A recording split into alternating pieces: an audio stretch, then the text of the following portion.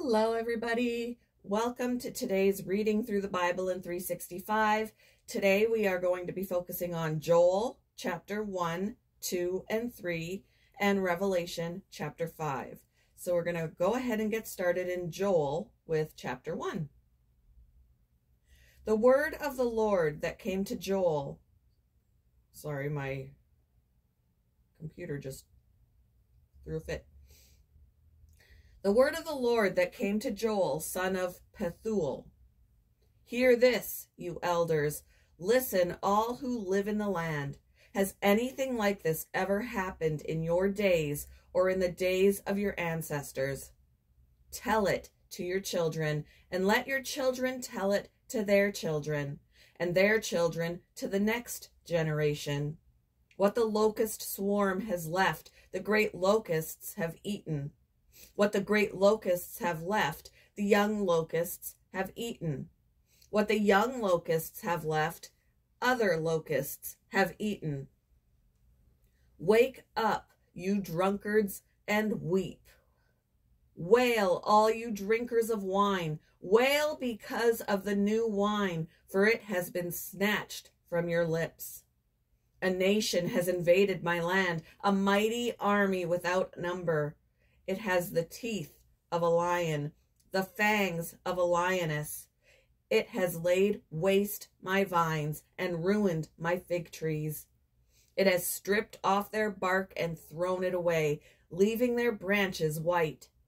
Mourn like a virgin in sackcloth, grieving for the betrothed of her youth. Grain offerings and drink offerings are cut off from the house of the Lord. The priests are in mourning, those who minister before the Lord. The fields are ruined, the ground is dried up. The grain is destroyed, the new wine is dried up, the olive oil fails. Despair, you farmers, wail, you vine growers, grieve for the wheat and the barley, because the harvest of the field is destroyed. The vine is dried up, and the fig tree is withered, the pomegranate, the palm, and the apple tree. All the trees of the field are dried up. Surely the people's joy is withered away. Put on sackcloth, you priests, and mourn. Wail, you who minister before the altar. Come, spend the night in sackcloth, you who minister before my God. For the grain offerings and drink offerings are withheld from the house of your God. Declare a holy fast. Call a sacred assembly. Summon the elders and all who live in the land to the house of the Lord your God, and cry out to the Lord. Alas, for that day! For the day of the Lord is near. It will come like destruction from the Almighty. Has not the food been cut off before our very eyes? Joy and gladness from the house of our God? The seeds are shriveled beneath the clods. The storehouses are in ruins. The granaries have been broken down, for the grain has dried up. How the cattle moan. The herds mill about because they have no pasture. Even the flocks of sheep are suffering. To you, Lord, I call, for fire has devoured the pastures in the wilderness, and flames have burned up all the trees of the field. Even the wild animals pant for you. The streams of water have dried up, and fire has devoured the pastures in the wilderness. Chapter 2. Blow the trumpet in Zion. Sound the alarm on my holy hill. Let all who live in the land tremble, for the day of the Lord is coming. It is close at hand. A day of darkness and gloom, a day of clouds and blackness. Like dawn spreading across the mountains, a large and mighty army comes, such as never was in ancient times, nor ever will be in ages to come. Before them, fire devours. Behind them, a flame blazes. Before them, the land is like the Garden of Eden. Behind them, a desert waste. Nothing escapes them. They have the appearance of horses. They gallop along like cavalry. With a noise like that of chariots, they leap over the mountain tops, like a crackling fire-consuming stubble, like a mighty army drawn up for battle. At the sight of them, nations are in anguish. Every face turns pale. They charge like warriors. They scale walls like soldiers. They all march in line, not swerving from their course. They do not jostle each other. Each marches straight ahead. They plunge through defenses without breaking ranks. They rush upon the city. They run along the wall. They climb into the houses like thieves. They enter through the windows. Before them the earth shakes. The heavens tremble. The sun and moon are darkened, and the stars no longer shine. The Lord thunders at the head of his army. His forces are beyond number, and mighty is the army that obeys his command. The day of the Lord is great. It is dreadful. Who can endure it? Even now, declares the Lord, return to me with all your heart, with fasting and weeping and mourning. Rend your heart and not your garments. Return to the Lord your God. For he is gracious and compassionate, slow to anger, and abounding in love. And he relents from sending calamity. Who knows? He may turn and relent and leave behind a blessing, grain offerings and drink offerings for the Lord your God. Blow the trumpet in Zion. Declare a holy fast. Call a sacred assembly. Gather the people. Consecrate the assembly. Bring together the elders. Gather the children, those nursing at the breast. Let the bridegroom leave his room and the bride her chamber. Let the priests who minister before the Lord weep between the portico and the altar. Let them say, spare your people, Lord.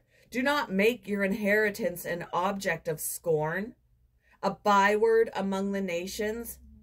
Why should they say among the peoples, where is their God? Then the Lord was jealous for his land and took pity on his people. The Lord replied to them, I am sending you grain, new wine, and olive oil, enough to satisfy you fully. Never again will I make you an object of scorn to the nations. I will drive the northern horde far from you, pushing it into a parched and barren land. Its eastern ranks will drown in the Dead Sea, and its western ranks in the Mediterranean Sea, and its stench will go up, its smell will rise. Surely he has done great things. Do not be afraid, land of Judah. Be glad and rejoice. Surely the Lord has done great things. Do not be afraid, you wild animals, for the pastures in the wilderness are becoming green. The trees are bearing their fruit. The fig tree and the vine yield their riches. Be glad, people of Zion. Rejoice in the Lord your God, for he has given you the autumn rains, because he is faithful. He sends you abundant showers, both autumn and spring rains, as before.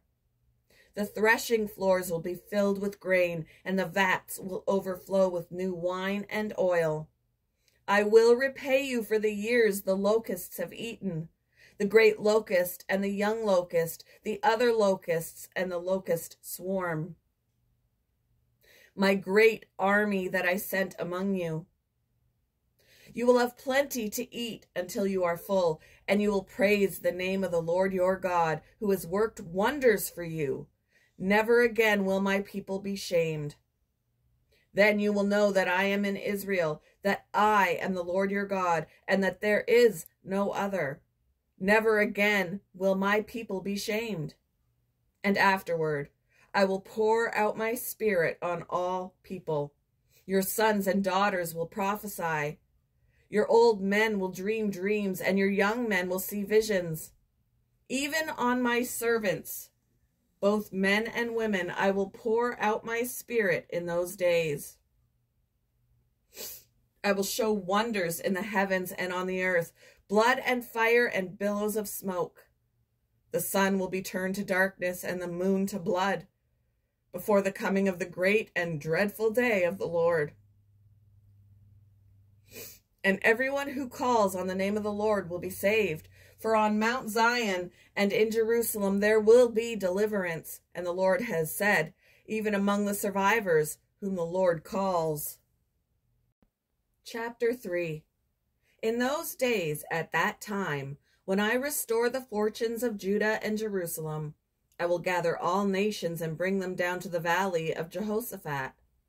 There I will put them on trial for what they did to my inheritance, my people Israel, because they scattered my people among the nations and divided up my land.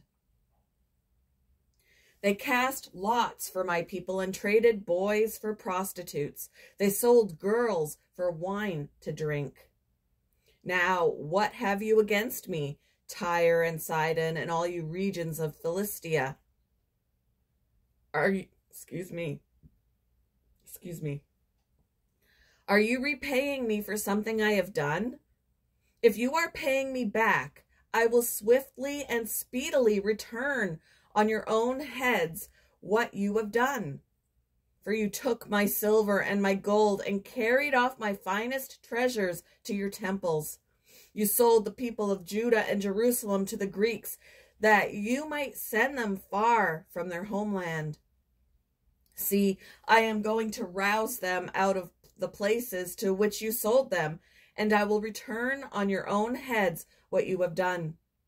I will sell your sons and daughters to the people of Judah, and they will sell them to the Sabaeans, a nation far away. The Lord has spoken. Proclaim this among the nations. Prepare for war. Rouse the warriors. Let all the fighting men draw near and attack. Beat your plowshares into swords and your pruning hooks into spears. Let the weaklings say, I am strong. Come quickly, all you nations from every side, and assemble there. Bring down your warriors, Lord. Let the nations be roused. Let them advance into the valley of Jehoshaphat, for there I will sit to judge all the nations on every side. Swing the sickle, for the harvest is ripe. Come, trample the grapes, for the winepress is full and the vats overflow. So great is their wickedness. Multitudes, multitudes in the valley of decision, for the day of the Lord is near in the valley of decision. The sun and moon will be darkened, and the stars no longer shine. The Lord will roar from Zion, and thunder from Jerusalem. The earth and the heavens will tremble, but the Lord will be a refuge for his people, a stronghold for the people of Israel. Then you will know that I, the Lord your God, dwell in Zion, my holy hill. Jerusalem will be holy. Never again will foreigners invade her. In that day the mountains will drip new wine, and the hills will flow with milk. All the ravines of Judah will run with water. A fountain will flow out of the Lord's house, and will water the valley of Osseous. But Egypt will be desolate, Edom a desert waste, because of violence done to the people of Judah, in whose land they shed innocent blood. Judah will be inhabited forever, and Jerusalem through all generations. Shall I leave their innocent blood unavenged? No, I will not. The Lord dwells in Zion. Revelation chapter 5. Then I saw in the right hand of him who sat on the throne a scroll with writing on both sides and sealed with 7 seals. And I saw a mighty angel proclaiming in a loud voice, who is worthy to break the seals and open the scroll. But no one in heaven or on earth or under the earth could open the scroll or even look inside it. I wept and wept. because no one was found who was worthy to open the scroll or look inside. Then one of the elders said to me, "Do not weep. See, the Lion of the tribe of Judah, the Root of David, has triumphed. He is able to open the scroll and its 7 seals."